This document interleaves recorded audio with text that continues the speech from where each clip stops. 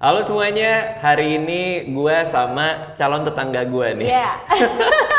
Karena Acha Septriasa ini baru aja lagi apa nih? Lagi 6 bulan di Jakarta ya? Lagi 6 bulan di Jakarta dan kebetulan gue lagi pindah ke deket rumahnya Radit. Iya. Karena memang di dalam kompleks itu ada rumah yang keluarga gue beli gitu. Jadi kita akan bertetangga. Karena gue lihat Acha kan tinggalnya di Sydney, di Australia. Iya. Terus gue ngeliat di Instagramnya dia lagi balik ke sini. Terus gue bilang, ngobrol-ngobrol dong gitu. Ternyata dia bilang, gue beli rumah deket rumah lo nih. Di jalannya persis lagi di jalan rumah gue juga, tinggal belok kiri doang. Iya. Nah jadi kita hari ini akan ngobrol-ngobrol sama calon tetangga baru gue. Oke, nah kita Q&A. Jadi sebelum lo datang, gue tadi udah tulis di di Instagram. Iya. Pertanyaan-pertanyaan dari follower gue buat lu nih. Kak Acha, makan kiwi pakai kulit apa enggak?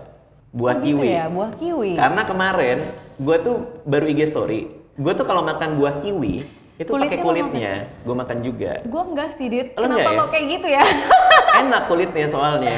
Oh gitu. Ada bulu-bulu itu kan? Iya. Kecil-kecil, tipis-tipis Mengandung kan? vitamin nggak tapi? Iya, serat. Mengandung serat yang lebih gitu. tinggi. Gue enggak sih. Bahkan yang tinggal di Australia aja enggak ya? Kak Acha, kalau ada tawaran series bakal diiyain nggak? Nah, selama di Jakarta. Oh, sama di Jakarta. Jadi sebenarnya kemarin udah ada penawaran main series di Jakarta dan untuk kontraknya belum sampai finish, belum deal, tapi ada nih series gitu. Oke, jadi kalau misalnya semua lancar mungkin iya. Mungkin iya. Oke. Nah, pertanyaan gue nih, di Australia lu kepikiran ngembangin karir acting di sana nggak? Karena kan lu udah di Australia nih. Kepikiran nggak kayak gue coba pengen jadi aktor atau aktris di sini gitu? Gue sebenarnya udah ikutan casting 2 big movies 2 kali kalau di Australia. Tapi dua-duanya mungkin belum jodoh dan emang belum bisa masuk ke situ karena memang waktu itu alasannya ada yang state border lah, tiba-tiba dari Sydney pemain yang nggak bisa datang ke Queensland. Casting yang bisa gue dapet di sana adalah yang Asian atau yang Indonesia sekaligus gitu. Jadi nggak semuanya sebenarnya bisa terbuka gitu ya. Ada role opportunities yang memang kalau misalnya kita casting kita bisa jadi consider. Tapi gue udah pernah ngobrol sama Al Parker, direkturnya Mamma Mia waktu itu, dan gue yakin ada pemain-pemain Indonesia juga yang di casting. Terus udah sempet waktu itu awal-awal gue pertama nyampe Sydney, gue juga casting buat Nagini, mungkin udah banyak beritanya. Oh iya, Harry Potter. Iya, Harry Potter waktu itu. Lo tahu itu bahwa itu buat Nagini ketika itu? Oh belum tahu. Tapi abang gue yang adalah pothead, dia kayak udah nebak nih kayaknya nih kan yang mau dibuat film Fantastic Beasts nih, Ca. Jadi kayaknya lu bakalan dapat siluman ini tentang siluman nih, tapi nggak tahu siluman ular atau apa, pokoknya ini tentang karakter fantasy gitu. Jadi akhirnya gue disuruh actingnya bener-bener nggak terlalu realis, maksudnya agak fictional gitu. Tapi kalau casting di sana itu berarti dia nggak ngasih tahu ini filmnya buat ini, karakternya ini nggak sedetil itu? Nggak pernah ngasih tahu. Jadi kayak kita bener-bener diuji banget actingnya dari cuman baca 3-4 halaman. Lo tahu nggak ini the whole movie ceritanya tentang apa? Oh beda banget ya? Iya. Berarti 3-4 halaman itu karakter yang akan lo mainkan? Udah dialog, iya udah dialog. Jadi kayak gue nggak tahu premisnya tanpa apa. Konteks. Tanpa konteks. Ih gila ya? Itu serem sih sebenarnya. Lo boleh nanya tapi ini apa? Atau lo disuruh mikir sendiri? Kalau gue nanya akan dijawab tapi cuman segitu aja gitu. Jadi nggak terlalu mendetail tentang karakternya. Jadi kurang lebih ya emang harus kita yang research mengenai dialognya itu, pendekatannya karakternya seperti apa gitu. Oke. Lebih nyaman di Indonesia atau di sana? Lebih nyaman sih sebenarnya beda-beda ya konteksnya. Jadi kayak kalau di Sydney itu mungkin udaranya lebih bersih buat anak-anak gitu. Terus makanan surprisingly lebih murah beli sembako di sana. Menurut gue. Karena di sini kalau misalnya dengan standar internasional, dengan standar bahan baku makanan yang di luar juga ada merek itu gitu. Itu harganya jauh bisa 3 kali lipat lebih mahal di Jakarta daripada di Sydney gitu. Kok bisa gitu? Kenapa? Ya karena mungkin bea cukainya di sini mahal ya. Oh, dan lo belinya langsung di market kali ya? Iya. Pasarnya gitu ya? Enggak langsung pasar. Pokoknya supermarket di sana tuh memang murah. Apalagi untuk daging kan kalau di sini kan Australian beef kayaknya mahal, udah di markup kan mahal. Kalau di sana Australian beef, terus salmonnya juga semuanya tuh bener-bener murah. Jadi kayak bahan baku lebih murah daripada di Indonesia. Jadi kalau anak-anak di sini, anak syutingan yang kayak teman-teman artis kita belanja seminggunya bisa berapa belas juta. Nah gue tuh nggak pernah mencapai angka itu gitu. Kalau untuk family yang 2 orang sama 1 anak kayak gue, paling tuh sebulan cuma 10 juta max. Oke. Sebulan loh. Oke, berarti kita ngomongin expense ya. Jadi expense lu buat groceries, which is makanan nih. Iya, makanan. Makanan tuh 10 juta sebulan. Oh, I see. Itu udah mencukupi bertiga tuh ya? Bertiga, ya. Nah, kalau di sana lo ada pembantu rumah tangga kah di Gak ada, situ? gue ini pembantunya gue. Nggak ada maid apa? Karena mahal ya? Apa gimana sih?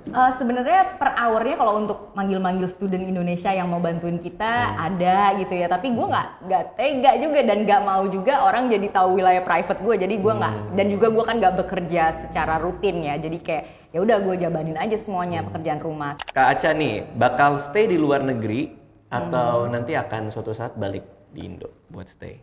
Gue tuh pengen banget suatu saat balik ke Jakarta dan bikin sekolah keaktoran. Oh, kayak Didi Petet punya almarhum Iya, ya? mungkin seperti itu. Oke. Kayak gitu. Jadi lo pasti akan balik dong? Long termnya mungkin nih setelah gue 10 tahun tinggal di Sydney atau 15 tahun, gue akan balik ke Jakarta buat bikin mendirikan sekolah itu. Gitu. Oke. Cerita horor ada nggak? Hah? Di Sydney? Iya. Lucu banget nih followers lo. Antik banget pertanyaannya. Cerita horor kan? Aduh, gimana ya? Ada nggak gue tapi? Gue itu sebenarnya bukan di Sydney, tapi gue banyak di cerita horor. Di mana? Di Indonesia. Oh, di lah, Indonesia. nggak seru ya? Di rumah lo yang di Tebet itu? Di mana-mana sih sebenarnya gue. Yang paling serem yang pernah lo alamin? Biasalah, lagi syuting di daerah pedalaman gitu. Terus gue waktu itu lagi pengen ngambil wudhu maghrib. Terus tiba-tiba pas gue lagi keluar, emang nggak ada tempat, nggak ada kamar mandi. Jadi cuman kayak tanah yang keluar air pancuran gitu doang loh gitu. Itu ada lokasinya di daerah Mekarsari sanaan dikit ya, lah okay, gitu, daerah sana. Terus karena nggak boleh keluar, akhirnya gue nggak boleh keluar tuh kenapa? nggak boleh keluar maghrib dan gue kayak sama warga sana sama dibilang warga gitu. sana. Jangan keluar pas maghrib gitu. Iya, jangan keluar Neng kalau lagi maghrib gitu. Habis itu kayak ya kan gue mau sholat, gue pikir kayak ya nggak apa-apa dong, gue kan cuma pengen ngambil wudhu. Akhirnya gue ya udahlah bodo alam aja.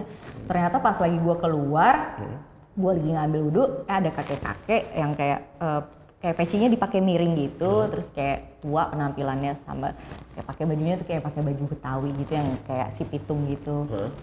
Terus ambil wudhu Neng. Oh iya Pak, gini. Terus habis itu pas gue balik sedetik, bener-bener itu sedetik kemudian orang gue denger ada orang ngambil wudhu Neng gitu. Dan gue pas lagi, kan gue kan kalau misalnya ada orang ngomong di sini gue tahu dong itu penampakannya kayak apa kan. Iya. Terus habis itu pas gue balik gini, lah mana tuh tadi kakek-kakek? Ya udah, menghilang aja nggak ada. Terus pas gue perjalanan pulang, kan lewatin jalan-jalan kecil tuh. Gue kan naik mobil waktu itu, mobil supir yang dari syuting, mobil Avanza gitu. Jadi kan jarak depan sama belakangnya kalau ngeliat ke depan tuh deket dong, jadi kayak nggak mungkin salah lihat gitu kan. Nah pas gue pulang jam 2:30 pagi, itu ada ayunan di pohon pisang. Bayangin ayunan masa bisa ngayun di pohon pisang, dan itu cuma gue doang yang ngeliat. Si kakek-kakek itu main ayunan jam 2:30 pagi. Terus kakeknya yang sama? Iya. Tapi akhirnya gue kan bilang sama asisten gue yang duduk di depan, itu siapa sih yang main ayunan di pohon pisang? Itu kakek-kakek yang tadi ya? Yang mana? Mana? Udah pada merinding-merinding. Gue jelas-jelas ngeliat itu. Tapi kan mobilnya udah, si supirnya kan udah merinding juga. Akhirnya mobilnya juga lebih cepat kan jalannya. Itu di pohon pisang. Gue pikir-pikir, gue liatin pohon pisang emang bisa ditimpa ayunan ya? Kan daunnya lemes kan? Jadi ya nggak tahu itu mungkin makhluk halus juga. Itu gitu. Lo ngelihatnya seril itu, senyata itu? Senyata itu. Pas lo lihat si kakek nanya wudhu itu, dia senyata itu? Ya di sebelah sini gue tahu dia pakai baju si pitung gitu kan. Mukanya jelas? Berkumis, pokoknya kumisnya abu-abu gitu. Gila. Ya itu yang gue lumayan agak horor. Lo pasti ingat sampai sekarang. Dan juga gue sebenarnya banyak kalau cerita serem. Kalau itu jadi segmen serem. Iya. Tapi kalau di Australia enggak? Di Australia ya mimpi-mimpi aja sih. Mimpi-mimpi.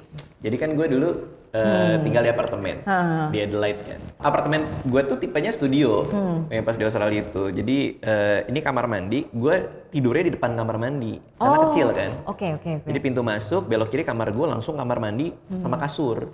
Masuk ke depan lagi baru ada sofa sama TV. Jadi kecil banget, kotak gitu kan.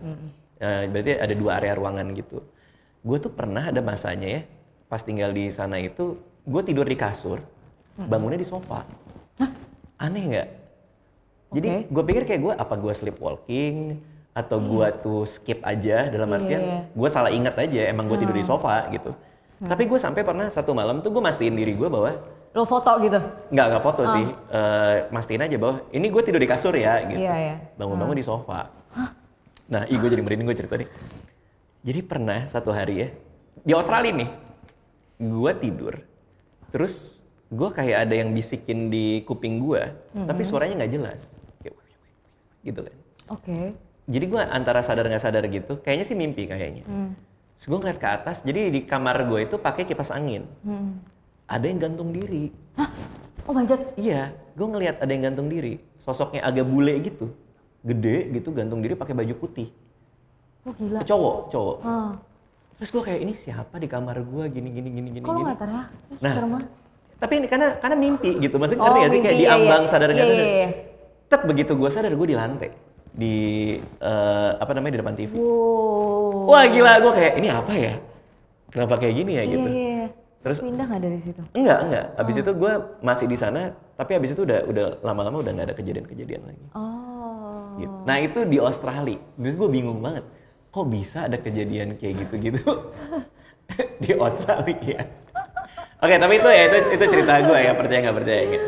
Oke, ini terakhir nih pertanyaan buat Aca nih. Kalau buat lo sendiri gitu, sebenarnya kan kita kan pandemi lagi berlangsung cukup lama nih. Terus film pelan-pelan udah mulai naik lagi gitu. Lo sebagai yang udah lama di film, ngelihat industri saat ini, harapan lo kayak gimana sih sebenarnya? Ya sebenarnya kan chance kita untuk bisa tampil di berbagai platform media tuh sekarang lebih lebar ya, lebih banyak. Jadi kita punya berbagai macam platform untuk bikin karya seni apapun, gak harus kerja sama PH-PH yang besar pun kita bisa buat produksi kita sendiri gitu. Misalnya kalau misalnya kamu kreatif bisa buat skrip sendiri, punya tim penyutradaran sendiri, kamu bisa bikin film sendiri. Kalau untuk aktornya kamu bisa bekerja sama dengan pihak manapun, bisa bekerja sama dengan pihak yang memproduksi series di YouTube, di OTT, terus juga kesempatan kamu untuk bisa dikenal di seluruh dunia dengan nama aktor, misalnya dengan nama acting kamu, karir kamu juga bisa lebih luas karena kan sejak ada Netflix Worldwide kamu jadi bisa ditonton oleh teman-teman yang nggak bisa nonton bioskop Indonesia gitu. Jadi menurut gue bagus untuk professionalism aktornya sih, untuk karir profesional aktornya, karena dia jadi punya, atau misalnya bukan aktor, misalnya kameramen atau misalnya orang yang bekerja secara profesional di bidang seni yang mendukung perfilman, perorangan, nah itu mereka bisa dikenal di kancah mancanegara gitu, semenjak ada platform yang OTT yang maksudnya yang ada di mana-mana di seluruh dunia. Gitu. Tapi kalau dibuat perfilman Indonesia sendiri, gue berharap sih semoga kualitasnya nggak turun ya, karena kan sekarang pemesanan layar lebar, pemesanan series OTT tuh udah semakin banyak. Gue takutnya jadinya malah kualitasnya malah menurun. Iya, karena biasanya tantangannya itu ya, makin banyak opportunity, makin nggak dipikirin kadang-kadang gitu. Iya, dan karena semakin banyak yang buat, juga jadinya standar honor fee-nya juga jelas tuh, ada yang berani banting harga. Jadi merusak harga. Jadi ngerusak harga juga. Iya. Gitu. Tapi so far ya Indonesian film semuanya kalau untuk yang masuk ke festival kita udah mulai jauh lebih banyak dikenal di mancanegara, bahkan sangat berprestasi di tahun 2021 gitu ya. Ada yang dapat Golden Leopard film, seperti Dendam.